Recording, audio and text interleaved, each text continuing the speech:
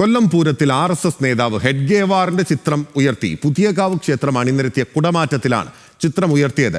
ഉത്സവ ചടങ്ങുകളിൽ രാഷ്ട്രീയം കലർത്തരുതെന്ന ഹൈക്കോടതി നിർദ്ദേശം മറികടന്നാണ് നടപടി. ദേവസ്വം വിജിലൻസ് SP-യോട് അന്വേഷണത്തിന് ആവശ്യപ്പെട്ടിട്ടുണ്ടെന്ന് Devaswom board president PS Prashanth പ്രതികരിച്ചു. ഹൈക്കോടതി വിധി നടപ്പാക്കുമെന്നും പ്രസിഡന്റ് അറിയിച്ചു. എന്തായാലും ഹൈക്കോടതിയുടെ വിധി കൃത്യമായി ദേവസ്വം ബോർഡ് നടപ്പിലാക്കും. അത് ശക്തമായ നടപടികളുമായി മുന്നോട്ട് പോകും. ഇപ്പോൾ കൊല്ലം AC-യോട് ഇതുമായി ബന്ധപ്പെട്ട് റിപ്പോർട്ട് ചോദിച്ചിട്ടുണ്ട്. ഞങ്ങളുടെ വിജിലൻസ് SP ഉണ്ട്. ഞങ്ങൾക്ക് ആ വിജിലൻസ് SP-യുമായി ബന്ധപ്പെട്ടും ഞങ്ങൾ അന്വേഷണത്തിന് ചുമതലപ്പെടുത്തിയിട്ടുണ്ട്. അതേസമയം ഈ വിഷയത്തിൽ കേസെടുക്കണമെന്നാവശ്യപ്പെട്ട് യൂത്ത് കോൺഗ്രസ് കൊല്ലം കമ്മീഷണർക്ക് പരാതി നൽകി.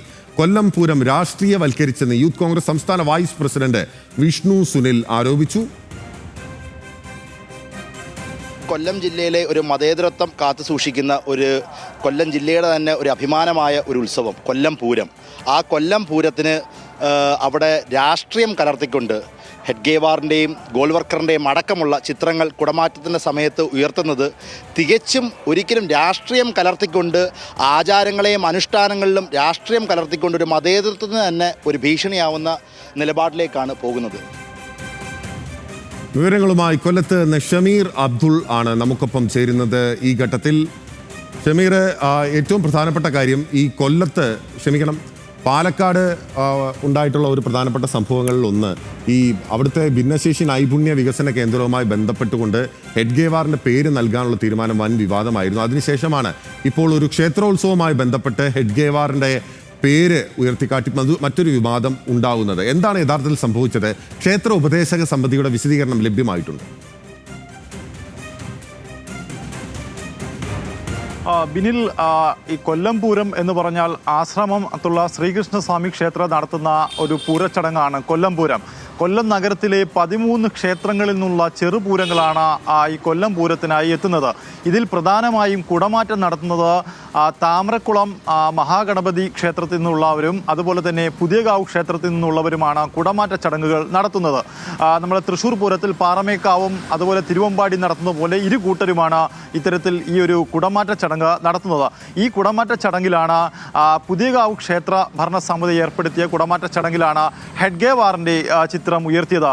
ഹെഡ്ഗേവാറിൻ്റെ ചിത്രത്തിനൊപ്പം തന്നെ നവോത്ഥാന നായകരായ ശ്രീനാരായണ ഗുരു, അതുപോലെ ഡോക്ടർ BR അംബേദ്കർ, സ്വാമി വിവേകാനന്ദൻ തുടങ്ങിയവരുടെ ചിത്രത്തിനൊപ്പമാണ് ഹെഡ്ഗേവാറിൻ്റെ ചിത്രം കൂടി ഉയർത്തിയത്. എന്തായാലും ഇതുമായി ബന്ധപ്പെട്ട പുതിയകാവ് ക്ഷേത്രം ഭരണസമിതിയുടെ വിശദീകരണം നമ്മൾ തേടിയെങ്കിലും പുതിയകാവ് ക്ഷേത്ര സമിതി ഇതിൽ വിശദീകരണം തരാൻ തയ്യാറല്ല. കാരണം അവർ പറയുന്നത് ഇത്തരത്തിൽ ഈ ഒരു ക്ഷേത്രം തിരുവിതാംകൂർ ദേവസ്വം ബോർഡിൻ്റെ കീഴിലുള്ള ക്ഷേത്രമല്ല എന്നൊരു വിശദീകരണമാണ് അവർ നൽകുന്നത്. അതുപോലെ തന്നെ താമരക്കുളം മഹാഗണപതി ക്ഷേത്രവും തിരുവിതാംകൂർ ദേവസ്വം ബോർഡിന് കീഴിലുള്ള ക്ഷേത്രമല്ല. പക്ഷേ ഈ ഉത്സവം, ഈ പൂരം നടത്തിപ്പ് തിരുവിതാംകൂർ ബോർഡിന്റെ കീഴിലുള്ള ശ്രീകൃഷ്ണസ്വാമി ക്ഷേത്രമാണ് നടത്തിപ്പിക്കുന്നത്. അതിലെ ക്ഷേത്രോപദേശ സമിതിയിൽ ആ ബോർഡിന്റെ തന്നെ ഒരു അംഗം ക്ഷേത്രം തിരുവിതാംകൂർ ദേവസ്വം ബോർഡിന്റെ കീഴിലല്ല എന്ന് പറയുന്നത് ആരുടെ കീഴിലാണ് ഈ ക്ഷേത്രമുള്ളത്?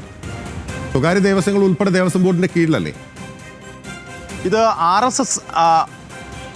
ബിനിൽ, ഇത് RSS നിയന്ത്രണത്തിലുള്ള ഒരു ക്ഷേത്രമാണ്. RSS നിയന്ത്രണത്തിലുള്ള ഭരണസമിതിയാണ് ഈ ക്ഷേത്രത്തിലുള്ളത്.